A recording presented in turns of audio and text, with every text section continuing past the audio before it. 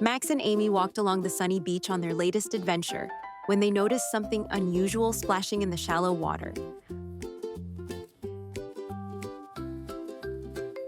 Looking closer, they discovered a young dolphin that seemed lost and confused. The caring friends knew they had to help the dolphin get back to safety. In the distance, Amy spotted a marine research station where they could find expert help. So with very little time to lose, they ran to the research station to get help.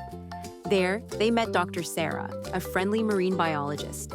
Max and Amy explained the situation with the lost dolphin. Dr. Sara listened carefully, then gathered rescue equipment, including soft towels and supplies.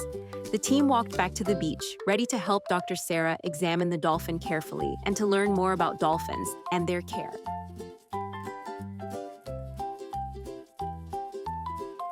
She explained the dolphin was healthy but young and had gotten separated from its family, and taught Max and Amy how dolphins use echolocation, making clicking sounds to communicate. Working together, they gently guided the young dolphin toward deeper water where it would be safe. The dolphin began swimming more confidently. Success! The dolphin swam freely while everyone celebrated.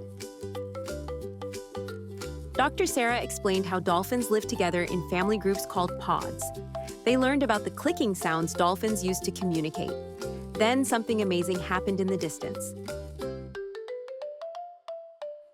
The young dolphin reunited with its family pod, leaping through the waves.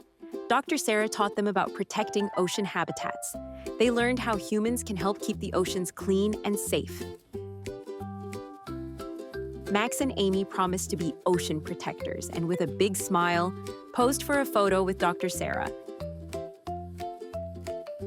They waved goodbye to the dolphin family, swimming happily walking home along the beach. Max and Amy discussed everything they learned. They felt proud of helping the ocean creature. Max drew pictures of their adventure while Amy took notes. Dr. Sara shows them identification charts of different dolphin species found in these waters. They helped Dr. Sara organize the scientific tools used to study marine life.